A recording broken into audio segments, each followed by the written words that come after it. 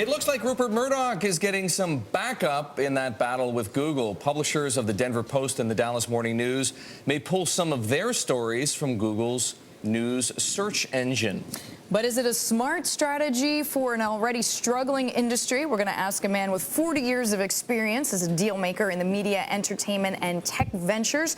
Porter Bibb joins us. He is managing partner at Mediatech Capital Partners. He's with us over the phone. Porter, always glad to have you with us. So what do you make about this? So smart or stupid? Well, I don't think it's either. I think it's not the watershed that Microsoft claims it is in the internet business model. It's more of a dribble. It is not going to benefit either Microsoft or News Corp or any of the other print media that join News Corp in making Bing their exclusive search engine. That you don't really tie your fortunes to a loser like Bing, which has a 9% share of the search market, and hope to find the key to the kingdom.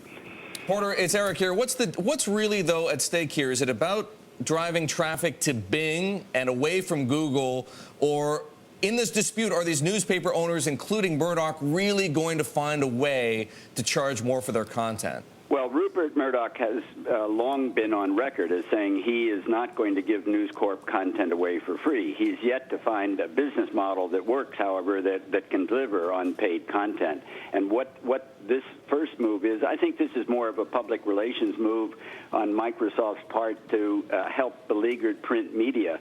When you analyze the benefits to either side, there's very little money that's likely to accrue to either Microsoft or to any print content producer that goes exclusively on Bing.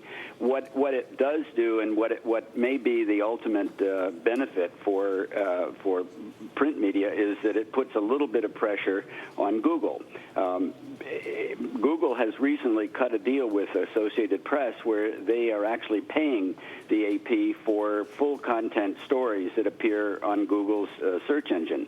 That's a model that will work for print, and if I were Mr. Murdoch, I'd be sitting down with Eric Schmidt and talking to him much more quickly than with Steve Ballmer, who really does not have much of a franchise in the search business, and Bing is going nowhere since it's been launched, and since Microsoft has spent hundreds of millions of dollars trying to compete with Google. They've actually lost market share in the search business.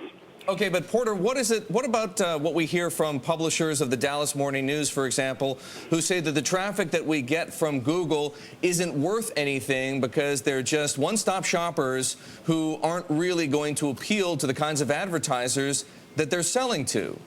Well, first of all, there's a limited market for content from the Denver Post and the Dallas Morning News.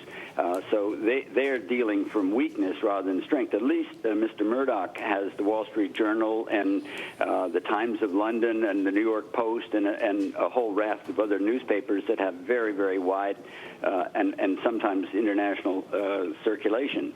I think, again, I'd go back and say what the news media and the print media ought to be doing is sitting down and working out an effective business model with Google rather than trying to hook up with Microsoft Bing, because they're simply not going to get anything out of this relationship that they've been looking for. It's not a way to monetize the search business. Porter, what are the chances that down the road either Google or Microsoft through Bing would develop original content? That's also a possibility. Some people who have been looking at the news media and saying, let's make it nonprofit, or let's find somebody who will subsidize the existing publishers. I don't think that's likely to happen, but it's certainly going to get explored. More likely is for major print publishers to sit down with Google and say, look, we've got to work out something that's viable, because we cannot continue to give you free content. Porter, we thank you very much. Porter Bibb joining us there on the phone.